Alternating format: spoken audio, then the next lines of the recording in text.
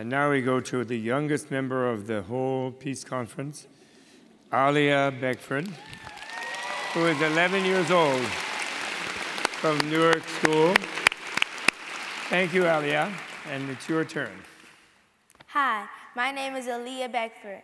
I am a 5th grader at Aldo Civico School here in Newark.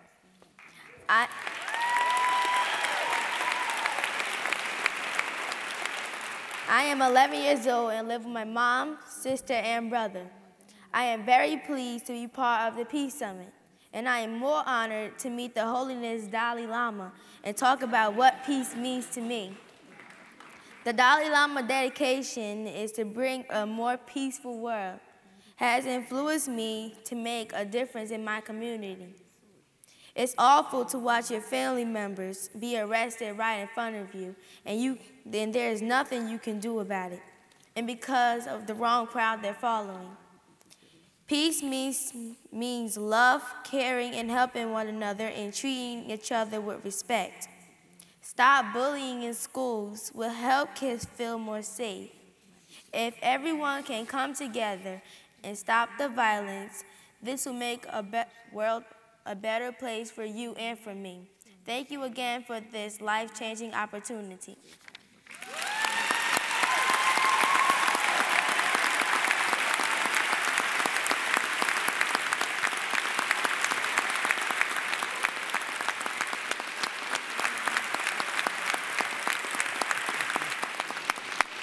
Hey guys.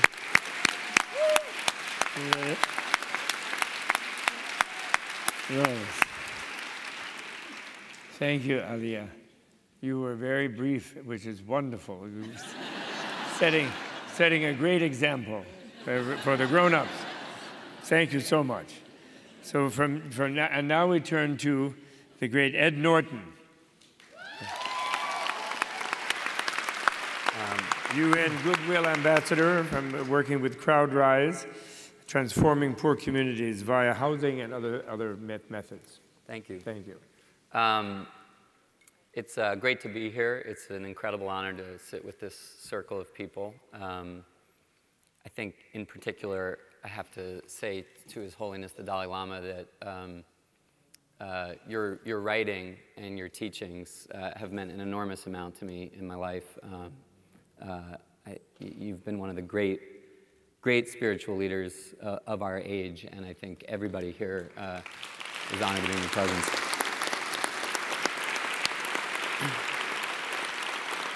But I think, you know, my engagement, I think the reason I'm here is that in the last year, some 3 very good friends and partners and I started a website called CrowdRise that's a platform for people to support causes, philanthropic causes, charities that they care about in a variety of ways. And I think you could be forgiven, I think, for wondering what does that have to do with the theme of peace in the community. And I was actually thinking about that a lot myself while I was driving out here. But I think that there's a very common thread moving through what we've already heard people speak about this morning, and I think certainly the dominant theme of the Dalai Lama's writings and teachings is a call toward a more compassionate and expansive view of community. And I think that if we're going to look at the idea of peace in the community, as everybody's been saying, ultimately what we're seeking is a broader community of compassion. You can't really have peace without compassion, without a feeling of empathy between people and of connectedness between people. Peace comes through connectedness.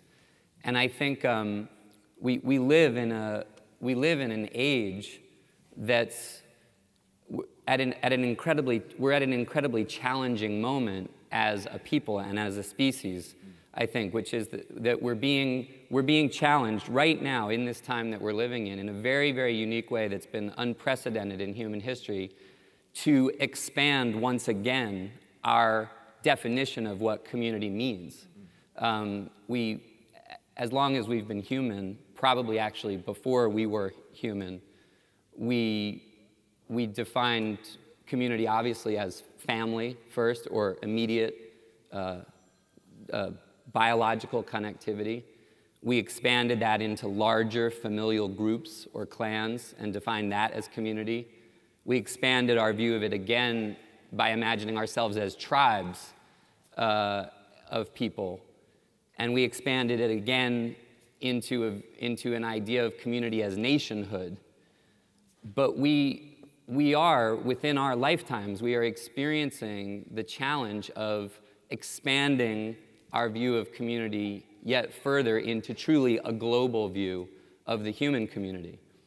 And our capacity to do that, arguably, has never really crossed this critical threshold that it's crossed in my adult lifetime, which has been achieved in part by our capacity to travel and meet other people and see the common experience of humanity, but more potently, perhaps, in recent years, the internet, for all of the jumble and the white noise that it comes with, really does, I think, represent an extraordinary new moment in human history in terms of our capacity to reach out to each other and redefine our view of what community means to include everybody, to reach beyond, definitions of ourselves as Americans or Tibetans or anything else, and be citizens of a global community. So the excitement that we felt, the group of us who started CrowdRise, I think we were driven in a deep sense by the idea that we wanted to develop a tool that made this easier for people, easier for people to transcend even those older, more limited ideas of community and reach out to each other, feel connected to events, efforts, compassionate work all over the world. And I think that,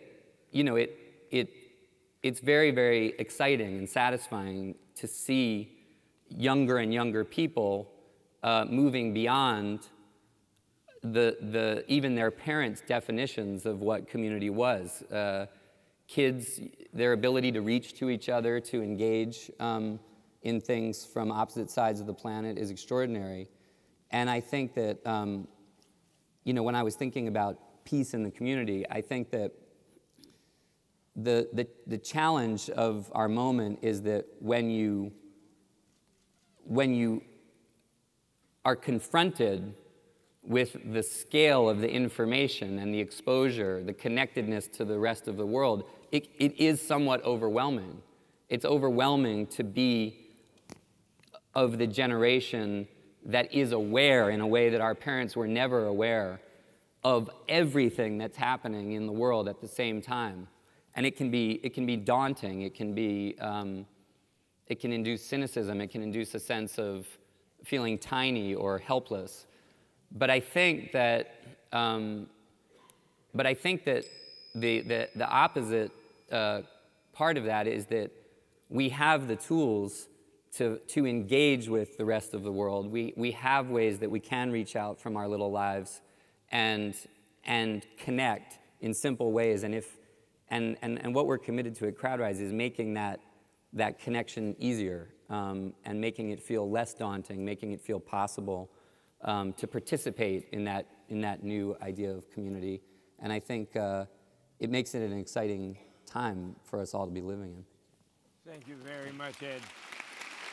Thank you so much. Thank you. And now we turn to Kirsten Giardi from Goodwill, representing Goodwill in northern New Jersey and her own Goodwill. Thank you. Kirsten Giardi. Good afternoon. I have to say that it is such an honor to be here among this prestigious collection of change makers and champions for peace, and particularly His Holiness, the Dalai Lama, and I'm very grateful for this opportunity. I'm hoping that most of you recognize the Goodwill name and are frequent shoppers of our thrift stores. But what you may not know is that for the past 100 years, Goodwill has specialized in providing services for those who are disenfranchised, people who are on public assistance, the veterans that are returning home, people with disabilities, recently arrived immigrants, and people who are returning home from prison. Goodwill believes in the power of work, and we feel that through work, these individuals are able to regain their dignity and self-worth, which in turn will help them to, which will empower them to become contributing members of society. So for the past 5 years here in Newark, Goodwill has received funding from various sources to provide services for people returning home from prison here in the Newark area. We focused on working with both the violent and the nonviolent ex-offenders. We were really looking at the people who are coming out 6 months or less, because in order to have a positive impact on the reducing recidivism, it's important to get those folks engaged in the community and working as quickly as possible, and that was our charge. So we went ahead and we're very excited and hired case managers, job developers, and opened our doors and people flooded in. But what we realized very quickly was that the challenges that face the reentry population are way beyond the scope of what Goodwill could offer. And it was very important for us to quickly find the resources available in the Newark area and to figure out how we can partner with them, use them, because this was a big task, getting someone back into the community. So luckily, Newark is a community that is rich in resources, and we were able to tap a lot of the people that were already out there doing great work. Essex County College took a lot of our folks and got them into GED classes and remedial classes, and also it was nice that they could see this path to something more if that's what they desired to do. Integrity House was there to help our folks that had addiction problems. We worked with the Family Services Bureau, who helped with family counseling, because family reunification is very, very challenging, but so important to giving someone the foundation so that they can remain in their community. And then, of course, our mentoring partners, My Sister's Keeper, Newark Now, and Stop Shooting.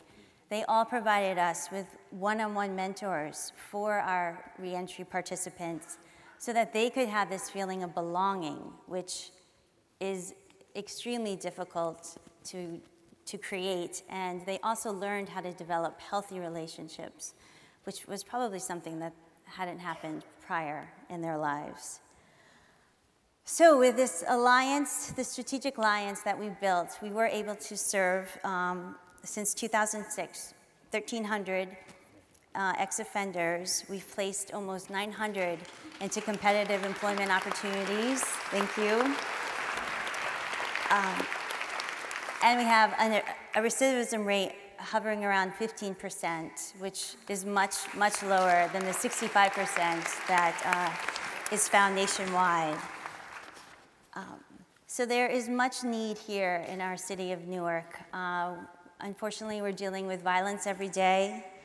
There is a huge literacy issue here with students graduating from high school without being able to read on a 6th grade level sometimes. And of course, our reentry folks, when they're coming out of prison, that's definitely something we also faced. Foreclosures are decimating our communities, and finding a job is difficult for people that don't have challenges right now. So I feel that in this economic climate, there's also challenges with funding, and it seems that everyone is asking us to do more with less. And the only way that that's going to happen is through community collaborations. So it behooves us all to get out of our silos and to start talking to our neighbors and our colleagues about how we can work together to increase the number of people that we can serve, to enhance the services that we are able to provide, and which will then result in more holistic outcomes and successes.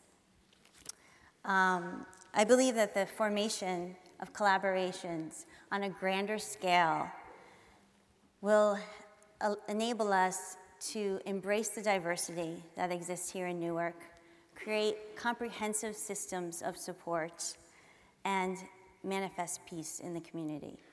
Thank you.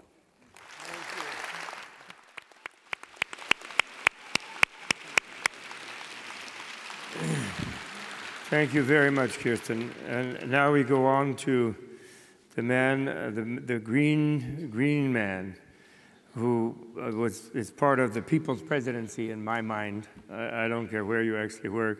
You're part of my People's Presidency, Mr. Van Jones.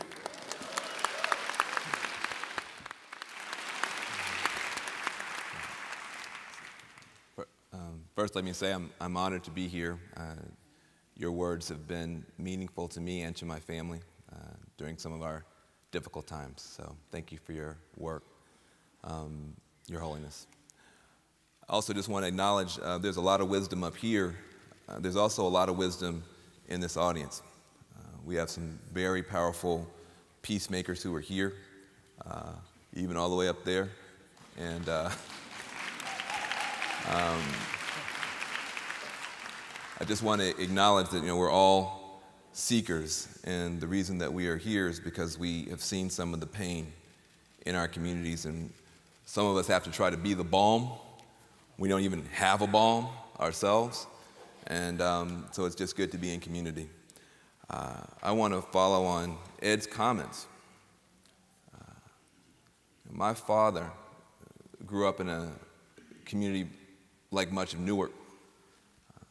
Orange Mound, Memphis, abject poverty. He joined the military to find peace. That's how bad it was. And was able to put himself through college. He was able to put his little brother through college. Then he put his cousin through college. Then he put me through college and my sister through college. So he was a bootstrapper's bootstrapper.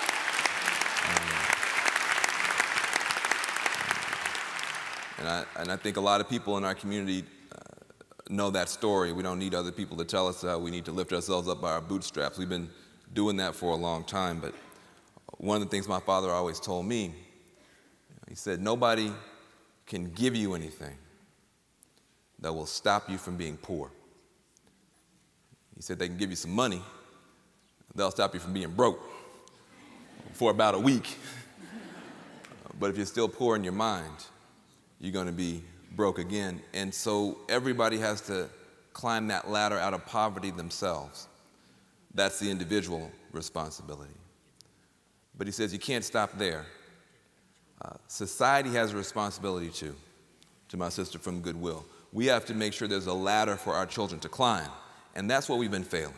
We've been failing to give our children a ladder to climb and expecting them to climb a 6-story ladder out of poverty that only has 2 rungs on it.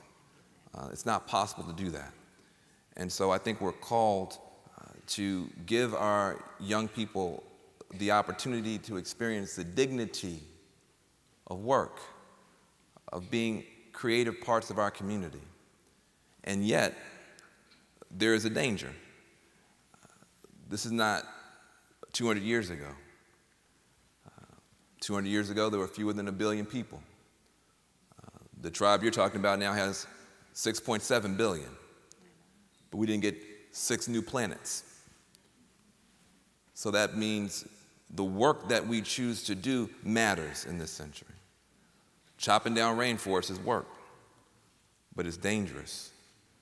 Strip mining is work. There's a lot of joining the military. There's a lot of things that can be considered work, but I think we have the responsibility to give our children the chance to do work that heals the earth itself. The earth itself.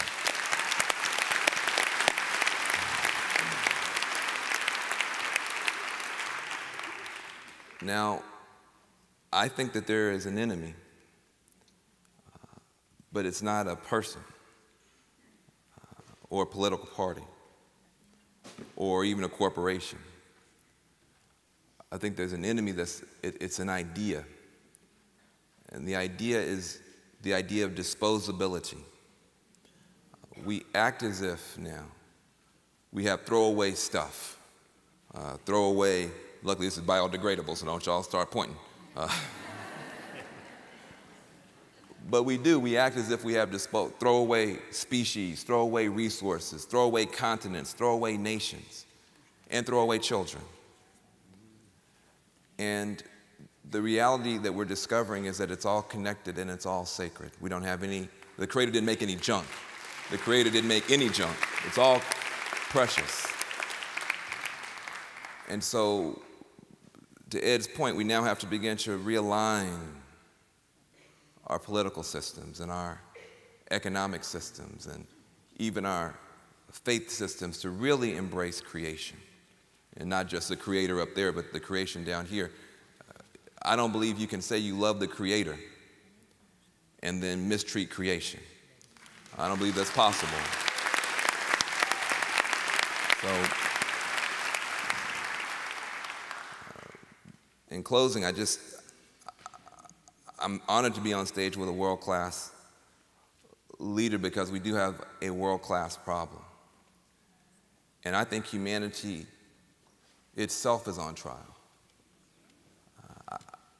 I think it's not just about stopping the war between the human tribes. We have to stop the war between the two-legged tribe and the four-legged tribe and the two-legged tribe and the winged tribe. There's a even bigger community, the earth community, that we have to be able to imagine. So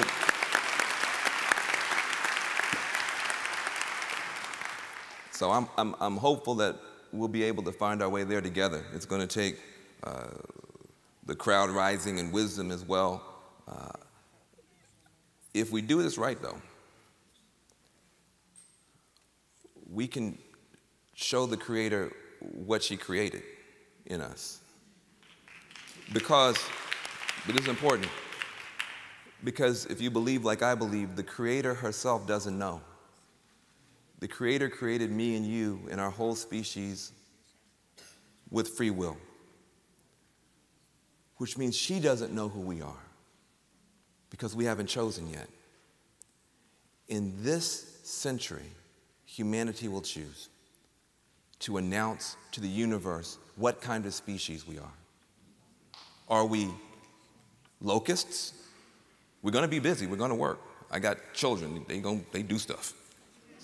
You can't just sit still. They might meditate for a minute, but they're going to be up. So we're a busy species. But will our work be a curse? Will we be locusts? Will the work that we do strip this planet and leave it a dead husk in the universe? Is that who we are? Or can we find a way to make our labor a blessing on the earth? Can we be honeybees whose work fits in with the other sisters and brother species and is a blessing? And so this quest for peace within and without, within our species and between our species and our sister and brother species, I think is a deep, deep calling. I know many people here feel it, and I'm just honored to be a part of the conversation. Thank you very much. Thank you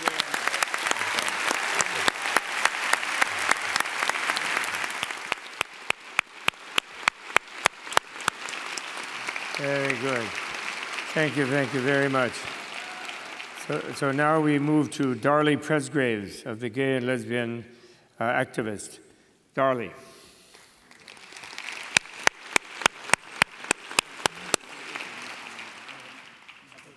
What Van had said, and thank all of you all for coming, and also thank the distinguished panel and His Holiness for all of the wonderful work that he has done and all of you have done on this panel. I also want to specifically thank you all for inviting a representative from an organization that represents lesbian, gay, bisexual, and transgender youth who often are left out of the conversation.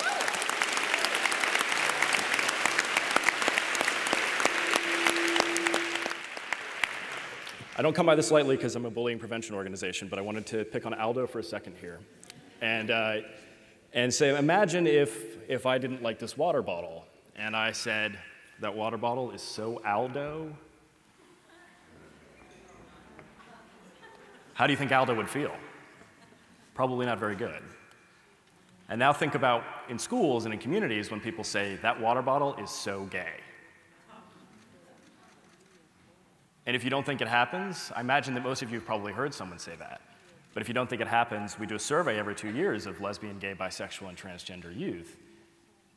And 90% of them say they hear that term used frequently or often in school.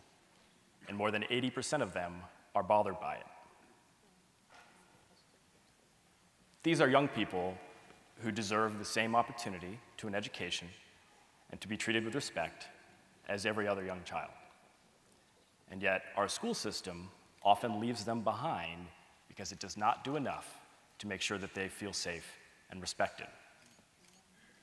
GLSEN, the Gay, Lesbian, and Straight Education Network, for whom I work, is the leading education organization working to ensure that all students are safe in school, regardless of their sexual orientation or gender identity expression. We envision a world where all young people learn to respect all people.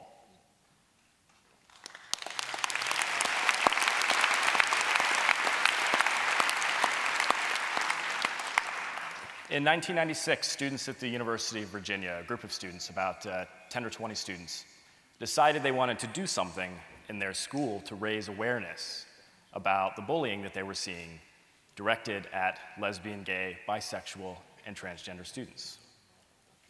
So one day in April, they took a vow of silence. Didn't say a word the entire day, all throughout school. A year later, a dozen colleges joined in. A couple years later, hundreds of colleges were participating. In 2001, GLSEN became the national sponsor, and we brought the project to high schools and middle schools who had already started participating. And this past April, students from more than 8,000 middle and high schools across the country participated in a day of silence to raise awareness about the bullying that their LGBT peers are experiencing and those perceived to be LGBT. Because that's one thing we don't always think about, is that with the names we use and direct to people, they may not actually identify that way. You do not have to be gay to be called a faggot. And so I just wanted to remind us with the language that we use. A lot of people will say, oh, I didn't mean it that way. But think of the person receiving it and what that does to them. Our research also shows that 84.6% of lesbian, gay, bisexual, and transgender youth had been bullied in the past year because of who they are. 60% felt unsafe in school because of who they are. 30% had missed a day of school in the past month because of who they are. 20% had been physically assaulted because of who they are. These are things that we should not tolerate, and that is a very loaded word. We shouldn't even tolerate it. We certainly shouldn't respect that it's happening.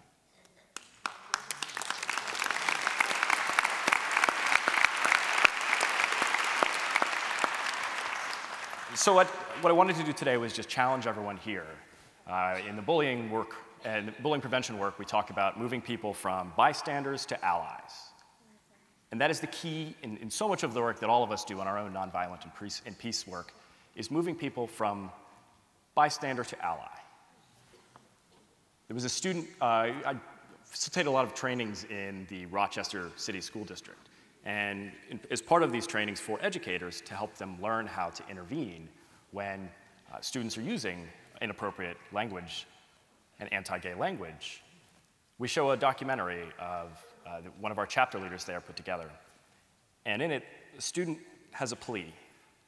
She says, you don't have to do everything. You just have to do something. And I think that speaks so eloquently to how we move people and how we can create these allies in our communities is just get them to do one thing. If it's go on to CrowdRise and give money to an organization that they care about, it's just get people to do something. And then that will help us create that change that we all want to see in this world. And so with that, thank you again for coming. And thank you, Daryl.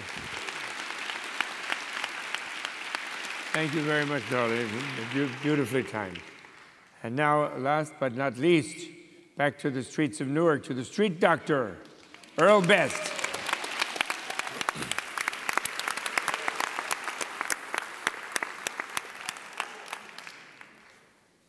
God is good all the time, and all the time, God is good.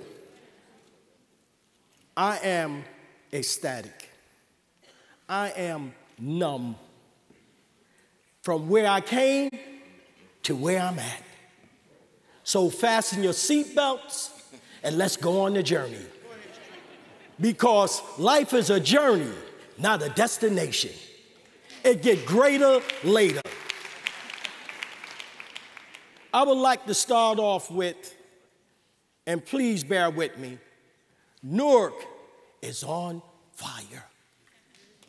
Newark is on fire. My name is the Street Doctor. That name was not given with a PhD, with an MD, with a CDS, and all the rest of these degrees. This degree was given from God. And that's the best degree you can get. Because when you're inside the bottle, you cannot see the label. So today, the people from all over the world in which I met, my energy is so strong. They say when spider webs unite together, they can tie up a lion. I done met people from all over the world that touch me and ask me, Street Doctor, what do peace mean to you? And this is what it means to me. Proper education, always correct errors. That's the definition of peace to me. When I ride in my van, it's outside. That van got my picture on both sides. Not to be vain, because I want people to know that I'm the doctor. I'm the one that don't wait until you get a heart attack. And to the lady from Camden, I got to say this. This is no script. I am not a foot doctor. I'm looking for one. I guess because she's seen the shoes, but no, I am not a foot doctor. I am a doctor that when the person eating out the garbage can, I say, not today. When the little kid want to shoot another kid because he ain't had nothing to eat or whatever he went through psychologically, I'm the one that say, hold on, call me. When the prisoner come home from prison, I give him my card, I got him on me now, and know what I say? When you get home, step to me first. But do the street doctor got any other help? Yes, he do. One is the street warriors. The second is the anti-violent coalition. They out there every week for years, but nobody mentioned them. IYO, Miss Wallace, POP, Larry Ham, and other different little grassroots organizations that nobody recognized. But today, they're gonna know them. And I wanna take my time is to thank some people, because I'm outside the box, so I do what I wanna do. So I wanna thank some people. When you do good, you thank people. That's peace. One of them is Drew Katz, K-A-T-Z. He's one of them. The other one is Ray Chambers. They didn't know I was gonna call their name. I met them at the luncheon with the Honorable Dalai Lama. That was a good lunch too, brother. Come on. This real deal. And it's something that he said at the luncheon. I'm over there, I'm saying, is this, I had to smack myself. I said, damn, is this real? And I listened at him. And something he said, we got to help each other. I do that every day, not just me. It's other people. They say, there go that van again. But not only do I drive a van to feed, I'm also a psychologist. I'm also a trainer. I'm also a speaker. I'm also a motivator, and all the above. Because when spider webs unite together, they can tie up a line. That's the Ethiopian proverb. And then y'all probably heard the African proverb, which is for everybody. It takes a village to raise a child. So what is we gonna get out of this? Is this gonna be a horse and pony? Is this gonna be bells and whistles? Or is this gonna be, we gonna get all this energy in which I'm feeling, and this brother coming all the way from we don't know where,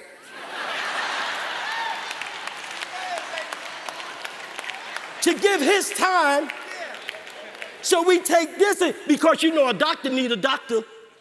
Don't get it twisted. So I grab that energy, I'm gonna take that energy, and I'm gonna bring it back to where I'm at, because I need help.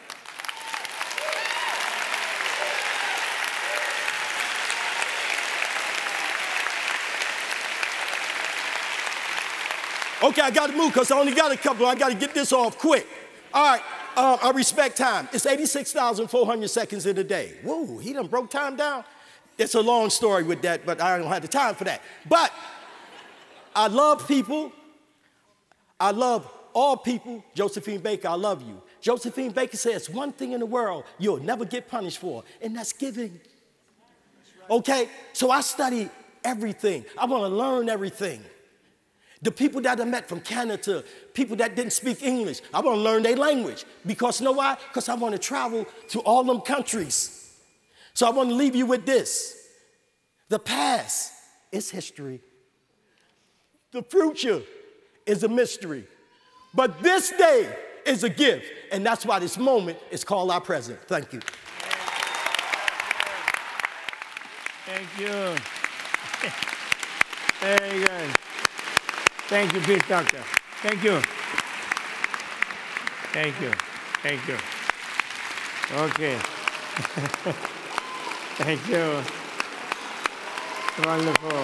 Very good. Very good. I hear you in the bell hand too. Very good, Earl. All right. He's on the street today. Thank you, Earl.